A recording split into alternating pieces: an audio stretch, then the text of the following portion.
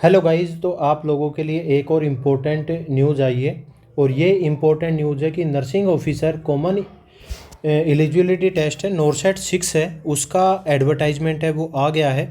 Official website पे आप जाके और चेक कर सकते हैं, जिसमें कि आपको सबसे ऊपर मिल जाएगा। अभी तुरंत डला है और तुरंत डलते ही मैं इस पे आपके लिए वीडियो बना रहा हूँ।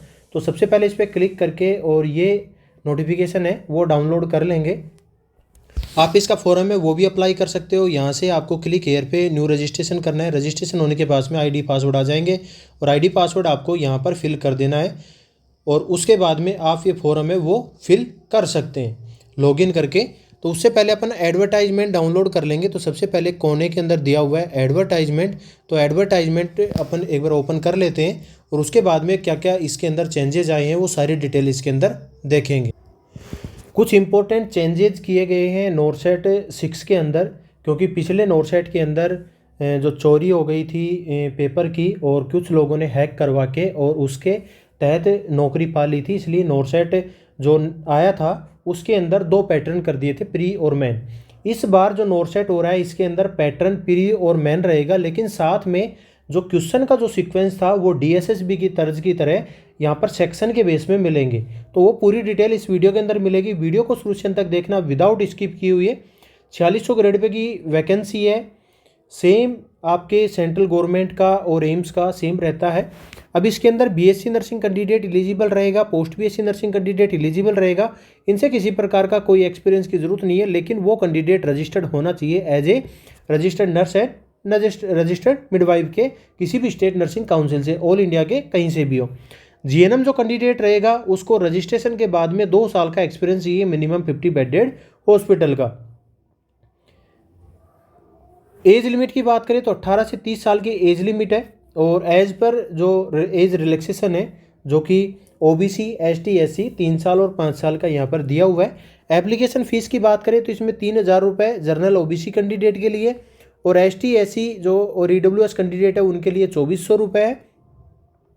अब कोई कैंडिडेट है जो कि एससी एसटी का है और एग्ज़ाम दे लेता है, एग्ज़ाम के अंदर अपीयर हो जाता है, तो उस कैंडिडेट की जो फीस है वो रिफ़ंड हो जाएगी एग्ज़ाम के रिजल्ट के बाद में। अब जो फीस रिफ़ंड होगी वो जिस भी मेथड से आप वहाँ पर फीस पेमेंट करते हैं उसी मेथड के थ्रू फीस है वो रिफ़ंड हो जाएगी। अगर आप यूपीआई से करते हैं तो यूपीआई के थ्रू रिफ़ंड हो जाएगी, अगर आप कार्ड से करते हैं तो कार्ड के थ्रू रिफ़ंड हो जाएगी। जिस भी फीस पेमेंट मेथड से आप पेमेंट करवाते हैं उसी पेमेंट मेथड से रिफ़ंड हो जाएगी। बहुत से कैंडिडेट को इश्यू आ जाता है कि वो बाहर से साइबर कैफ़े से फॉर्म भरवाते हैं, और साइबर कैफ़े से फॉर्म भरवाते हैं तो जो फीस है वो साइबर कैफ़े के अकाउंट में चली जाती है, तो उनको पता नहीं होता है। तो इस चीज़ का विशेष ध्यान रखें। फॉर्म भरवाते हैं अगर बाहर से तो फीस है वो आप अपने जो एटीएम है या फिर यूपीआई है उसके थ्रू आप पेमेंट करवा दें, जिससे कि आपको रिफ़ंड जब होगी तो आपको उनके चक्कर काटना नहीं पड़ेगा। अब यहाँ पर इंपॉर्टेंट जो सीबीटी की जो डेट दी हुई है, प्री एग्ज़ाम है उसकी है 14 अप्रैल 2024 और मेन एग्ज़ाम है उसकी 5 मई 2024। ये सीबीटी डेट दी हुई है।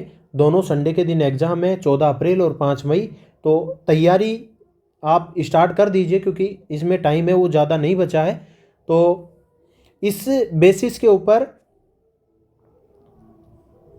ऑनलाइन जो स्टार्टिंग की जो डेट है वो 26 तारीख से आज से स्टार्ट हो गया है, और 17 मार्च तक इसमें फॉर्म भर सकते हैं शाम के 5 बजे तक।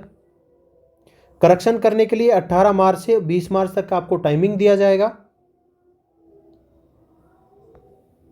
17 मार्च को न्यू रजिस्ट्रेशन है वो बंद हो जाएंगे, और 18 मार्च से जिनका करेक्शन करना है उनके लिए टाइमिंग है वो दी जाएगी। एग्ज़ाम पैटर्न क्या रहेगा?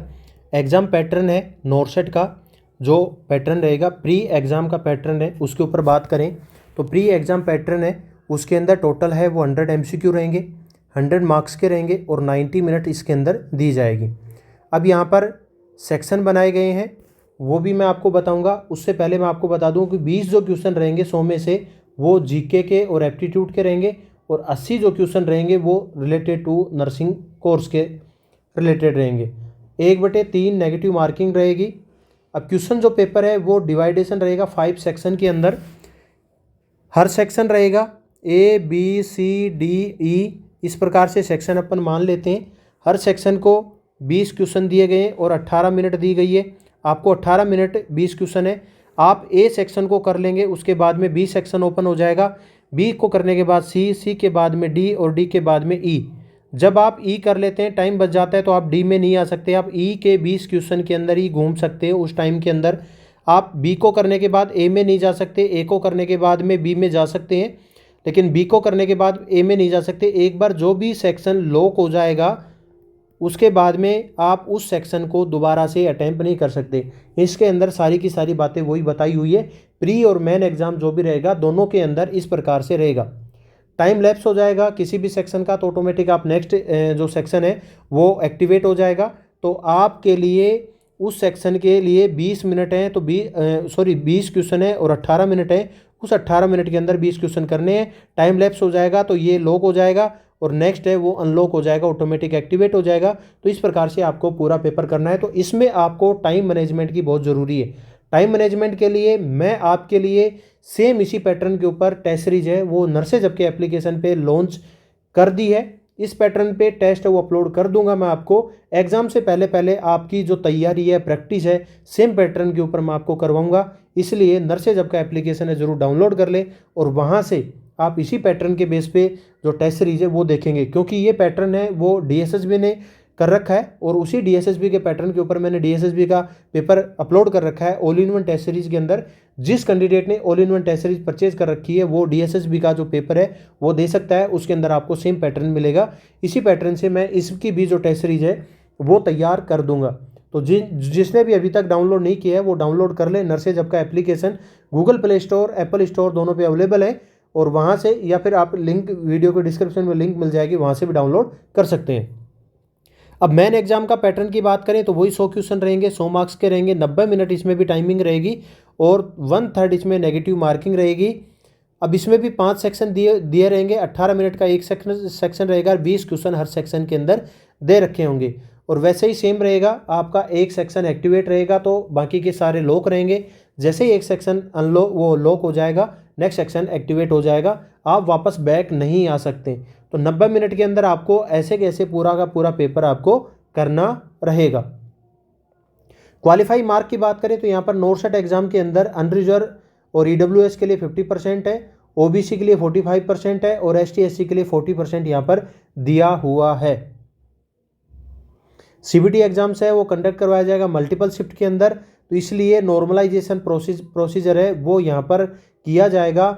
एम्स ने पब्लिश कर रखा है, इसी के लिए नॉर्मलाइजेशन का जो नोटिस है उसका भी यहाँ पर पब्लिश कर रखा है।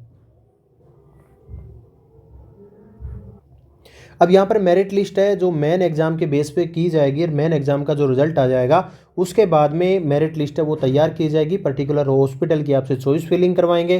चॉइस फिलिंग करवाने के बाद में आपको जो हॉस्पिटल चूज होगा उसके लिए आपको आपके डॉक्यूमेंट सबमिट करने रहेंगे। ये प्रोसेस सारी चलती रहेगी बाद की। उससे पहले आप हैं वो अपना फॉर्म है वो भर दीजिए और अपनी तैयारी स्टार्ट कर दीजिए। टाइम मैनेजमेंट के लिए नर्सेज आपकी टेस्ट सीरीज है वो आप परचेज कर लीजिए। उस टेस्ट सीरीज के बेस पे आपको पूरा का पूरा पैटर्न है वो सेम इसी पैटर्न पे आपको मिल जाएगा। अभी 14 एम्स है जिन्होंने अपना रिकमेंडेशन दिया है, आगे और भी एम्स इसके अंदर ऐड हो सकती हैं। अभी जो 14 दी है उसमें बठिंडा है, भुवनेश्वर है, बिलासपुर है, देवगढ़ है, गोरखपुर है, गुवाहाटी है, कल्याणी है, मंगलागिरी है, नागपुर है, न्यू दिल्ली है, पटना है, रायबरेली है, रायपुर है, विजयपुर है। जोधपुर का और इनका नाम नहीं है लेकिन इनमें में भी आगे ऐड हो सकती हैं, अभी इसमें नाम नहीं है।